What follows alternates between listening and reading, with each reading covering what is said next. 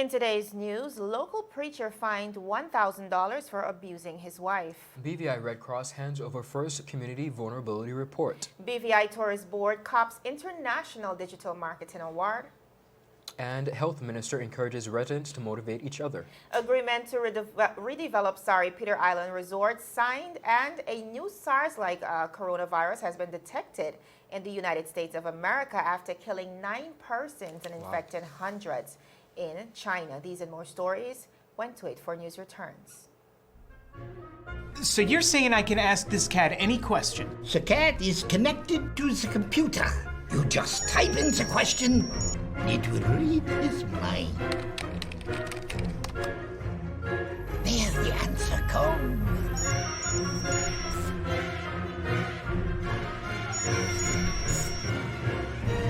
You're the man! I've been looking for this for weeks. Brilliant Hands and Minds tutoring services, one-on-one tutorials in math and English, intense homework assistance, academic enrichment, school projects, effective communication and public speaking development, sign language for adults and children on Saturdays only. Registered with the Virgin Islands High School Certificate Program, Brilliant Hands and Minds can help you too. Offering intense curriculum-based training to help you or your loved ones get their high school diploma. It's time to make your family's education a #1 priority. Hurry, space is limited. Brilliant Hands and Minds Learning Center. We are the trained education professionals.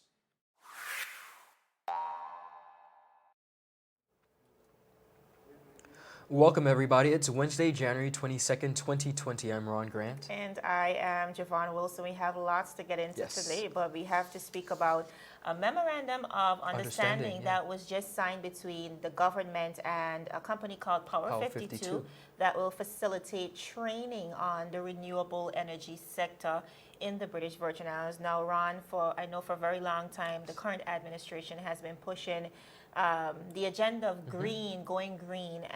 Our budget reflects that, and clearly here we see the government putting steps in place to ensure that our human resources are relatively trained in the area to ensure that we move toward a greener economy. I think it's an absolutely fascinating and very important and pivotal memorandum of understanding, particularly so because one of the things that we fail to realize sometimes in the territory is that stakeholders don't necessarily mean locally.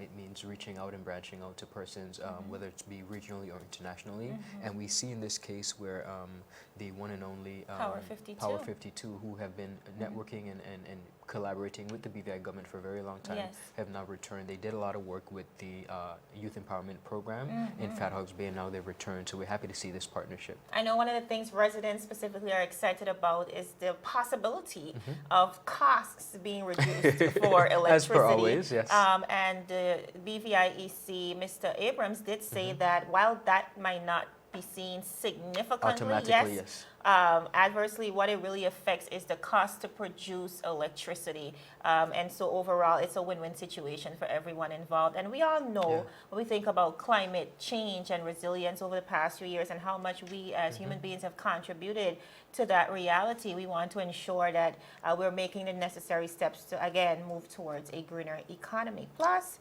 some employment opportunities. And of course, ladies and gentlemen, if you were unable to be at the press conference, our live is available. We live streamed from the Government Information Services via our newscast, our page, on Facebook, so you can definitely check that out. Now let's get right into it. Topping our newscast today, Premier and Minister of Finance, the Honorable Andrew A. Foy, has signed an agreement with Peter Island Limited for the redevelopment of its resort on behalf of the government and the people of the Virgin Islands. Director of the resort, Mr. David L. Van Andel, signed on behalf of Peter Island 2000 Limited. Premier Foy said the government support of the redevelopment signals the commitment to the revitalization of the territory's tourism product and its efforts to create jobs for people of the Virgin Islands. The Premier said, and I quote, "I promised you during the 2020 budget address that my government will work with resorts like Peter Island Resort to return to service in order to accommodate our overnight visitors, which gives an additional boost to our post-disaster room stock. By adding this development, you, the people of the territory, can see we will be much closer closer to our desired medium-term room stock target of $5,000 as outlined in the 2020 budget. This will further increase the economic activity in the territory and will benefit all stakeholders in the industry. Honorable Foy stated that the role that privately owned resorts like Peter Island have played in the creation of jobs for the Virgin Islands must be appreciated. He said, and I quote, "During the construction phase, this development will create approximately 160 local jobs," the Premier said, adding, upon completion, the resort is expected to contribute no less than 50 jobs to the Virgin Islands economy. There will also be internship opportunities for persons interested in hospitality, students which majoring in the field can take advantage of. Premier Foy further stated that this government has championed for all Virgin Islanders to be employed and make meaningful contributions to their establishments of employment. The redevelopment of the resort is stated, and he said, will empower the people of the territory to embrace the many opportunities that tourism has to offer the people and garner experience and develop skills needed to thrive professionally. Now, the redevelopment of the Peter Island Resort and Spa includes 52 rooms and suites. 3 villas, including the reopening of the hotel's main sections, will be done in December of 2021. And this development is expected to project about $18 to $22 million into the Virgin Islands economy. Jovan, a really great partnership we see here. And I know you are Queen Staycation. Yes. You love hanging out in the beautiful British Virgin Islands. And I can't agree with you more, because at the end of the day, this is our paradise. Right. And a lot of persons come from away and They enjoy pay it, but for we this. don't. Right. So I think this is a great initiative, and we can look forward to some great things from this collaboration. You know what? I really love the hashtag. I live where you vacation. That's true, yeah. Because it really captures and chronicles the beauty of the BVI, and something that we all take for granted. You know, we don't get out enough and Indeed. enjoy the environment. But I'm really happy to see this collaboration indeed, because outside of the employment opportunities as well, you have to look at the fact that we're looking at the national agenda for tourism. Absolutely. And yes, we've seen the Premier and his government make steps with the commercial flights that landed in December. That's just one aspect Just one of the phase, agenda. We now have to look and see ways at which we can accommodate those guests. And so it's imperative that our tourism, hospitality businesses bounce back. And to be Absolutely. honest, Ron, when you think about it, a lot of the private companies Yes, I'm in glad the, you said that. the hospitality industry they're still struggling to recover. But not only that, they have a very important role to play. A lot of times in the territory, we tend to put the onus and the responsibility on government. Yes. But as long as you are a stakeholder, you have just as much influence and just as much say, and your efforts could be made visible. And just like Peter Island made this leap to partner with the government, we hope that a lot of other tourism stakeholders could do the same thing. All right, we're looking forward to more collaborations. On the tune of tourism, Yes. last night the British Virgin Islands Tourist Board and Phil Commission received the 2019 Platinum HSMAI Adrian Award for digital marketing in collaboration with the MMGY Myriad, the board's marketing agency responsible for North America and Canada. Now, according to the board, the BVI's brand position, Nature's Little Secrets, has long been the cornerstone of all advertising initiatives for the destination. Prior communications share with travelers in a whisper the secrets of the BVI and encourage those in the know to keep it to themselves. However, post-hurricane, BVI could no longer afford to whisper and wanted to make a bolder message about all the islands and what they have to offer without losing the positioning of Nature's Little Secrets. Today's secret approached both the idea of revealing a secret to the interested traveler and communicated that the images being shown were real time. Now, HSMI's Adrian Awards dinner reception and gala was held last night in New York, at the Marriott, and recognizes inspiring best practices in sales and marketing for the hospitality industry. This multifaceted event celebrates lifetime achievement, award-winning approaches to advertising, public relations, and digital marketing, and the teams that make it all happen. This black tie networking extravaganza allows key constituents within the hospitality industry to connect with one another with a crowd of nearly 1,000. It is Wow. a networking and celebratory event unlike any other. Now, Ron, undoubtedly, when you think about the British Yes. Virgin Islands, I don't know, I gush, because It's a proud yes, moment. Yeah. it is, because the BVI has managed to maintain its pristine beauty. persons from all across the world are traveling to the British Virgin Islands to experience nature's little secret. And while, yes, when we talk about the tourism product, it is a standalone product. It speaks well for itself. We also have to remember the importance or the Indeed. integral role marketing plays. And I've seen the BVI Tourist huge, Board huge role. consistently revamp the way they look at the marketing strategy to ensure that we're really capturing the beauty of the BVI. Well, Jovan, our newscast today is tourism heavy, Yes. so we're looking forward to great things. Well, congratulations are in order to the marketing and media team at the BVI Tourist Board and, of course, all the other key members who play a defining role Indeed. in that process. Still ahead, a local preacher was fined $1,000 for assaulting his wife, and the BVI Red Cross hands over first community vulnerability report after a word from our sponsors. You're watching 284 News.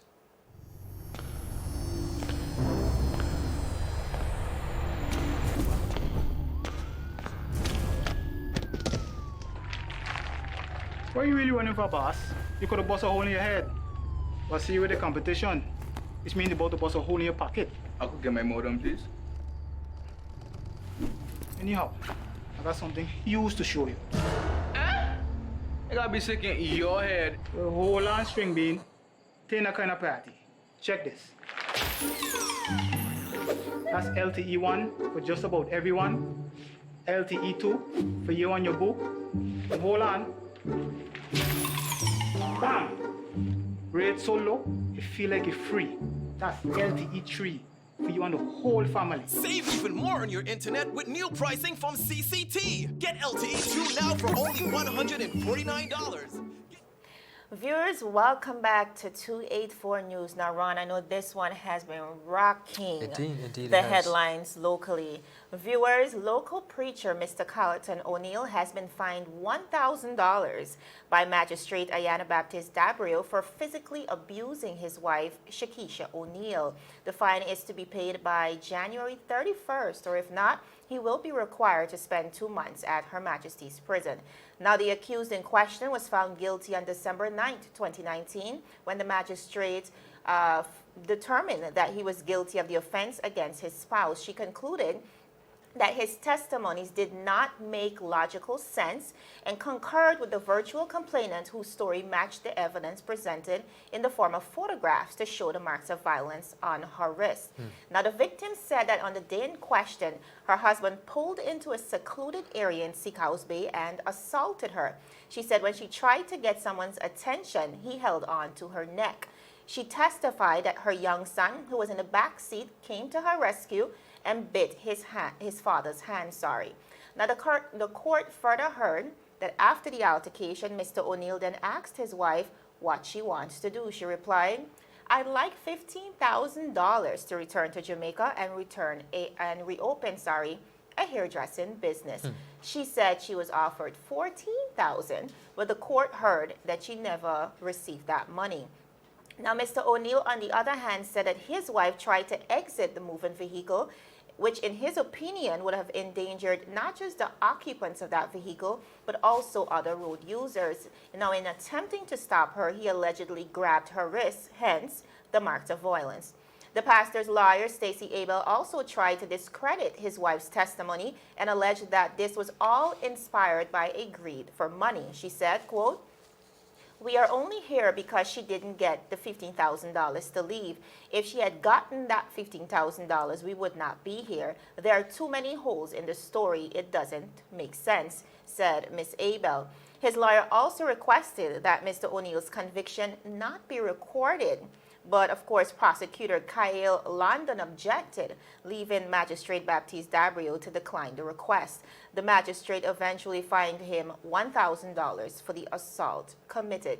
Now, many concerned residents have voiced their opinions online. One person said, quote, $1,000 for assaulting his wife? Why are we allowing the system to fail our women? Abuse is not okay, and $1,000 is a slap in the face, end of quote. Another resident said, "He made a mistake. Everyone deserves a second chance, just like all of us. I'm sure he is remorseful." And finally, another resident said, "If the prominent figures in the church cannot lead by example, who are we to look to?" Now, Ron, this is a tough one because here we see a very prominent leader in the religious community finding himself in a daunting situation. You know, the system finds him guilty. The system fines him $1,000, but a lot of persons have sanctioned that justice was not served in this case. Now, all facts considered, and I really want to get this from a man's perspective because I might have my own bias. I'm a woman. Of course. But do you think justice was served in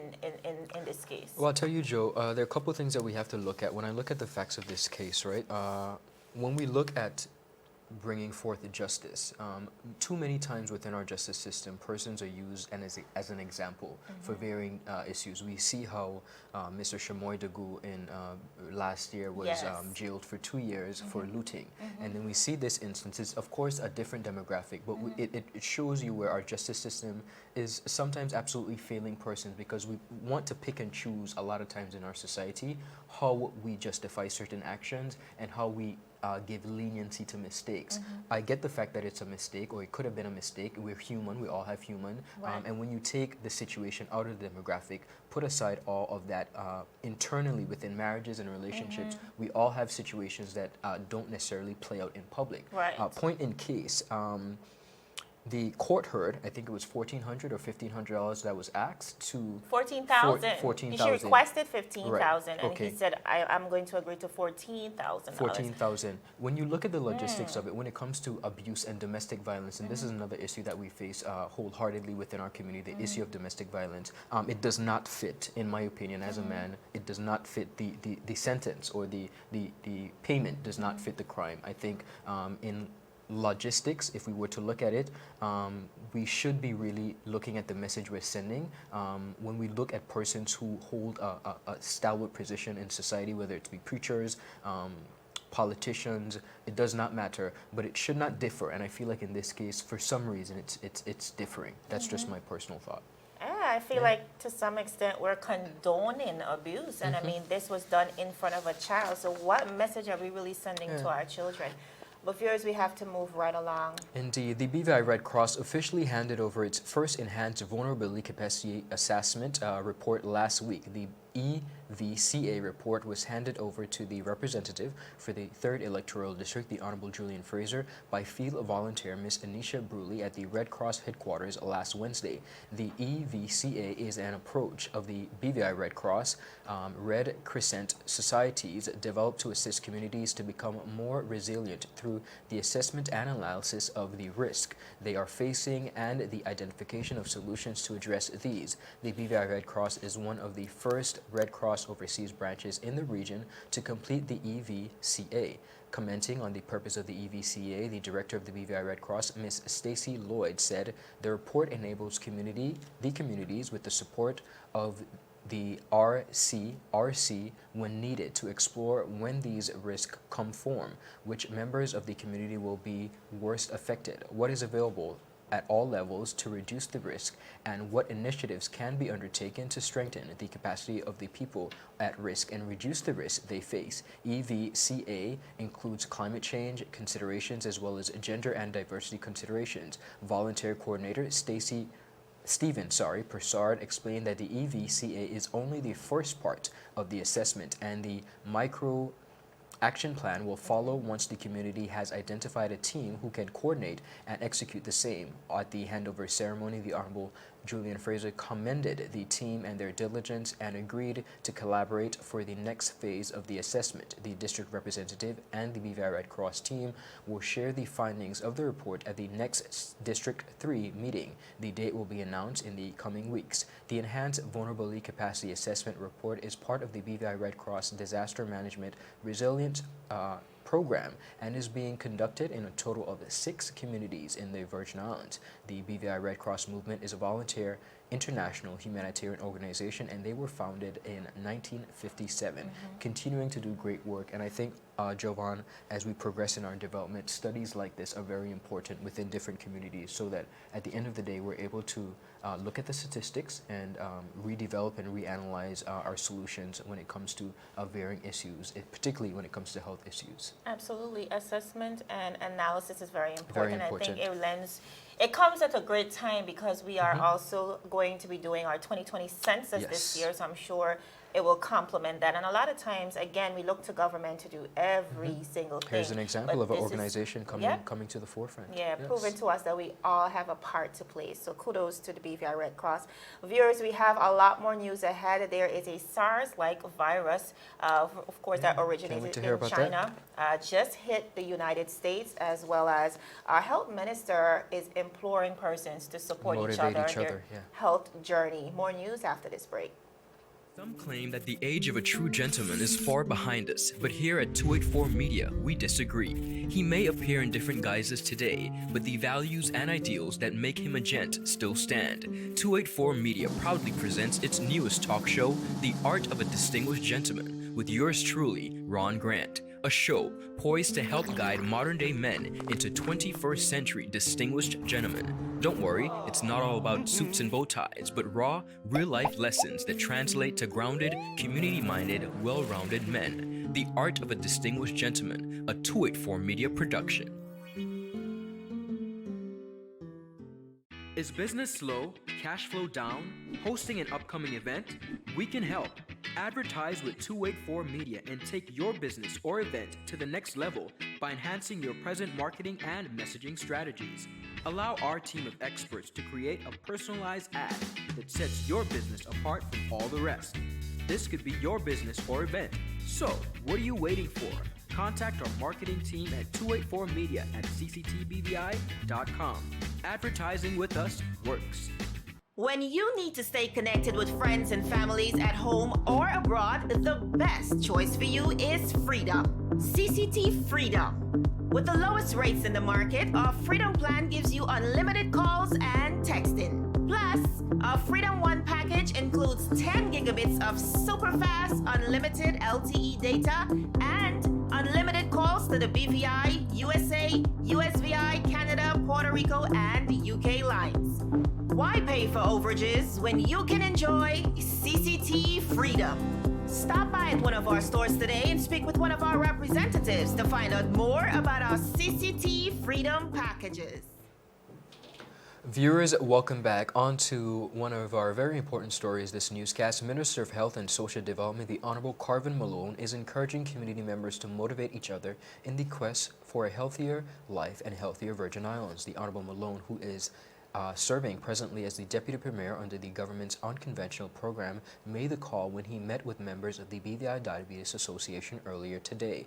The Deputy Premier spoke about the efforts that are being made by the government of the British Virgin Islands to promote healthier living, including the partnership with Lifestyle Medicine Institute. This partnership, he stated, will see the introduction of the Complete Health Improvement Program, also known as CHIP, a program designed to educate persons to participate in a healthy lifestyle. The Honorable Malone stated that the community has an ally in the Ministry of Health, but that its participation and interests are necessary in order for these initiatives to be produced and bear fruit.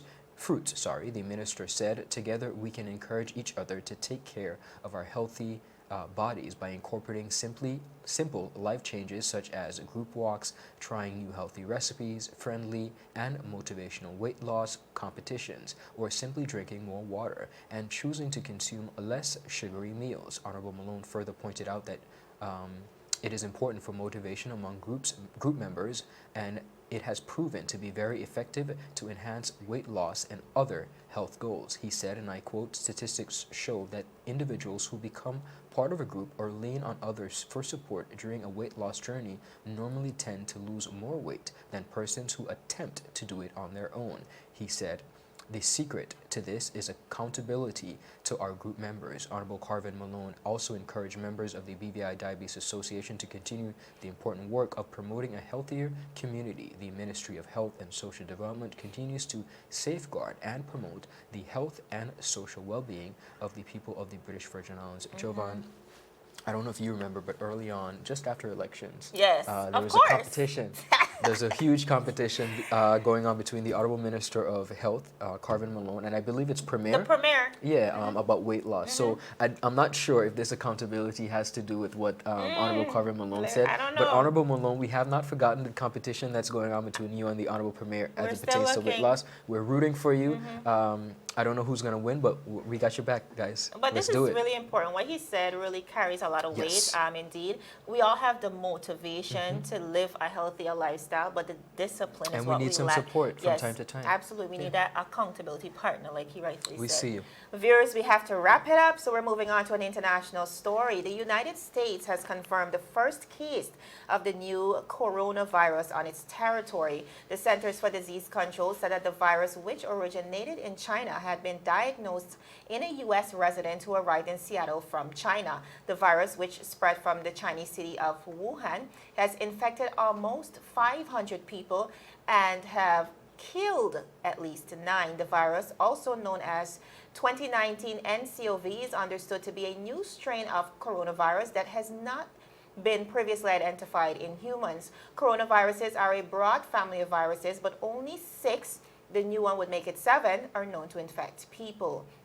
Now, North Korea has temporarily closed its borders to foreign tourists in response to the threat. A tour operator says the patient diagnosed in the U.S., reported to be a man in his 30s, returned from Wuhan on the 15th of January, the CDC said. The patient sought care at a medical facility in the state of Washington, where the patient was treated for the illness.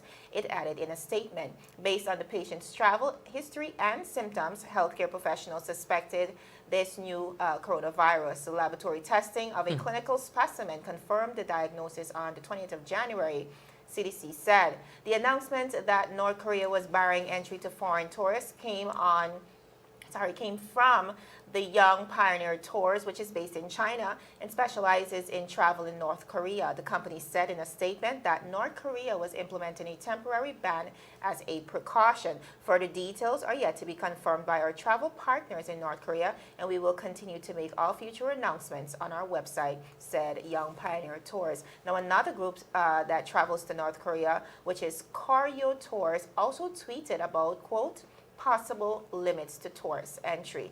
The World Health Organization has advised people to avoid unprotected contact with live animals, to thoroughly cook meat and eggs, and to avoid close contact with anyone with cold or flu-like symptoms. Signs of the infections include respiratory symptoms, fever, cough, shortness of breath, as well as breathing difficulties. Now, Ron, we see another, the international media is deeming it SARS-like a virus called the coronavirus, coming from a family of viruses, but one that can easily become a pandemic, especially considering the fact that it's now detected in the United States, which is supposedly a connecting hub to the rest of the world. So I think this is very scary and a lot to be worried about. I think we have to definitely pay attention to it, both locally as well as encourage our brothers and sisters regionally to make sure that they pay attention to it as well. It's very important. And to stop eating meat, so that you don't have to thoroughly cook that meat and eggs to avoid this virus. That's another conversation, and guys. to stop eating meat. Viewers, that is it for today's news roundup. Be sure to follow us for daily news updates at 284media.com and like us on Facebook at 284media, as well as 284BVI on Instagram, as well as Twitter. My name is Javon Wilson. And I'm Ron Grant. We'll see you again tomorrow as we deliver your daily dose of local, regional, and international content. 284 News, your source for honest and impartial news, right here on 284 Media. Happy Wednesday, everybody. See you soon. Bye. It's been said, sticks and stones may break bones, but words don't hurt me. That could not be further from the truth. Everything you say and do creates an impact. Whether you're 13 or 30, 6 or 60, your actions and words carry weight. They either lift someone up or tear them down. 1 in 5 students ages 12 to 18 has been bullied during the school year. Approximately 160 teens have skipped school because of bullying. The most commonly reported types of bullying are verbal harassment, social harassment, physical bullying, and cyberbullying. Remember, everyone you meet is fighting a battle you know nothing about, and bullying is never okay, whether it's in a classroom or corporation. 284 Media joins the Ministry of Education of the Government of the Virgin Islands in the fight against bullying. When you see it or hear it, speak up against it. Let's end bullying.